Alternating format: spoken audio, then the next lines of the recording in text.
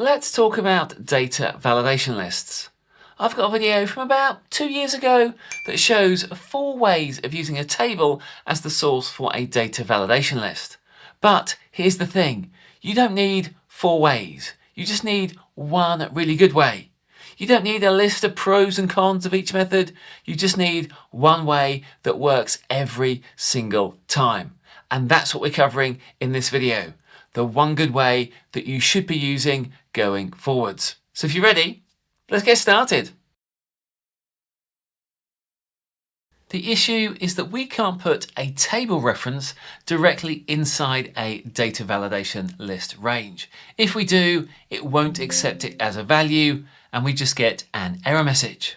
So the first method we can try is to just use standard cell references over the table range. The problem is that if the data validation and the table are on different worksheets, when we add new items to the table, the data validation range doesn't expand. The second method we could use is the indirect function directly within the data validation list field. The problem is, if somebody renames the table, our data validation no longer works. The third method we could use is to use the table reference inside a named range. Now, this won't break if something changes, but it lacks the flexibility of the method that we're looking at in this video. So what method should you use? Well, I think you should be using the spill range method, which we're looking at throughout the rest of this video. Now, to work along with this video, please download the example file and you'll find links in the video description box below. To use this method, we create a spill range from our table column. For example, here in cell E4, I'll type equals and then I'll select the column of the table. The table is currently called table 1 and the column is called title. When we commit that, it now creates a spill range which includes all of those values. From that spill range, we can easily create a data validation list. I'll select cell G4 and then I'll go to the data ribbon and select data validation. Currently, we are allowing any value. Let's change that to a list. And then for the source, we want to select cell E4. But we don't just want that cell. We want the spill range which is created from that cell.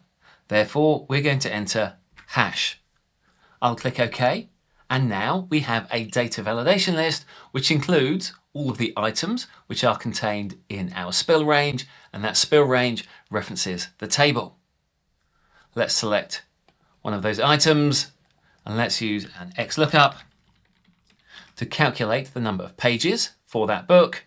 So we want to look up the value in cell G4. Our lookup array will be our title column and our return array will be our pages column. I'll close the bracket and calculate. That returns 375. And if we change to another book, we now have 316. We've now created our data validation list. What happens if somebody renames our table? Currently, our table is called table 1, and that's also what's referenced in our spill range. So let's change our table name, and we're going to change it to books. When I commit that, everything continues to work. Our spill range now references books. It does this automatically, and if we look at our data validation list, you'll notice that everything still continues to work. Now, for each of our elements, the table, the spill range, and the data validation, if they were on separate worksheets, they would still continue to work even when we add new values into our table. So I'm going to select the values below the table and drag that up. Our table expands automatically, the spill range expands automatically, and also those values now exist in our data validation list. The great thing about this method is that it's so flexible. We're not restricted to the fixed order of values in the table. Instead, we can shape and change the values that come out of the table. Let's suggest that we want our data validation to be listed in ascending order. We can do that easily. I'll come back to our spill range and we're going to use the sort function. We're not going to use any of the optional arguments. When we commit that, we now have a sorted list, and also in our data validation list, those values are now in ascending order. Using the sort function, we can have our values in ascending or descending order. But if we want a custom order, we can achieve that too. And I have a previous video about that method here. So if you want a custom order, go check that out. One thing you'll notice about our source table is that we have the same value twice. When that comes across into our spill range, we also have that same value twice, but in our data validation list, that item only appears once. If we use our list for other purposes, those duplicates can cause some issues. So let's change our list so that it only has unique values. We're going to use unique. And when we calculate that, we now only have one instance of that title, and this still only appears once in the data validation. The other thing you'll notice about our table is that we have a blank row and also an error. Those values come through into our spill range. Our error is represented with the error message and the blank value is represented with the 0. And both of those come through into our data validation list. It's unlikely that we would want either of those values to be selected by a user. So we're going to add the TOCOL function. TOCOL is a function that returns an array as a single column. But we already have a single column. So what is the purpose of this function? Well, the second argument of ignore provides us with some special options. We can keep all the values, ignore blanks, ignore errors, and ignore blanks and errors. Let's select that option. I'll close the bracket and calculate, and as you can see, that blank row and that error have now disappeared. Therefore, they no longer exist in our data validation list. So we can use functions to remove the items which are in our list. We can go further. Let's suggest that we only want to list the items where the number of pages are greater than 300. Let's edit our formula. We're going to filter our books and our title column, and we want to filter this where pages are greater than 300. I'll close that bracket and calculate, and now our data validation list only includes those items. As you can see, we have a reduced list of items. Not only that, but we can also use functions to add values into this list. Let's edit our formula, and let's suggest that we want to add an asterisk as the first value in this list. I'm going to use VSTACK, open bracket. The first value is going to be an asterisk, and then we want to return our remaining list. I'll close the bracket at the end. You'll notice we now have an asterisk followed by our values. And we can see that when we click on the drop down. Now you might be thinking, what's the point of this character? Because if we select it, it doesn't return a value. But let's suggest that we're using the SUMIFS function, equals SUMIFS, open bracket. And let's suggest that we want to sum the pages where the title is equal to asterisk. That is a wildcard character that represents all.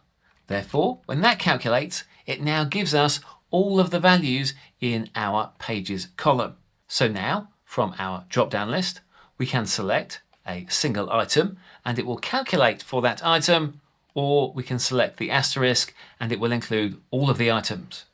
However, with this method, we do have to think about the calculations we want to perform, because if we select DAX for humans, that is the title that is duplicated in our table. Therefore, it will add both of those values together.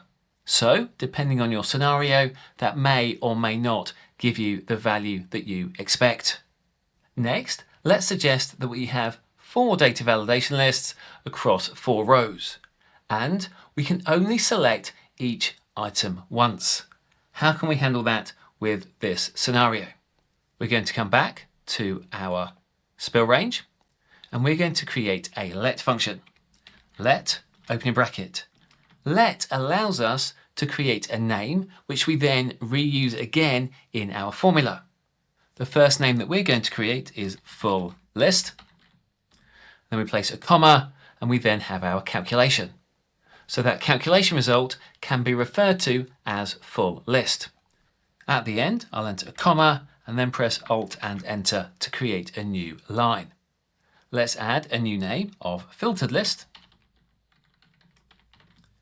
What we want to do is to list each of the titles which don't exist in our 4 data validation cells. Therefore, we're going to filter based on a list. We already have a video about this, so please go ahead and check out that video. We're not going to work through this formula in detail. So for this, we need to use filter, opening bracket.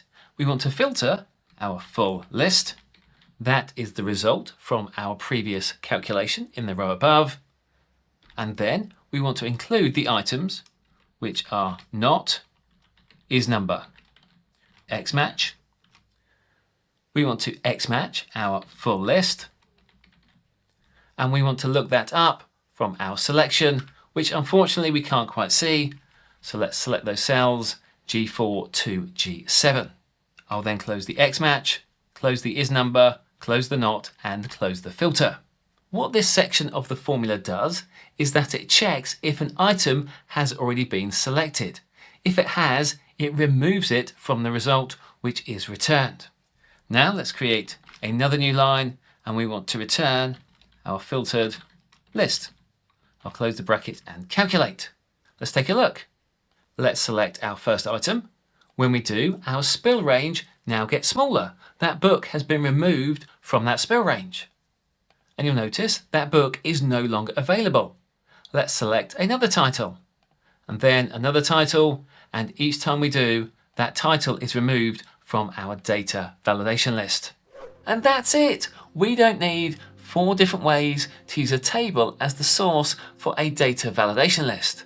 Instead, we just need one really good flexible way that won't break. Now, data validation lists are not bulletproof. There are still ways that users can get invalid items into our worksheets.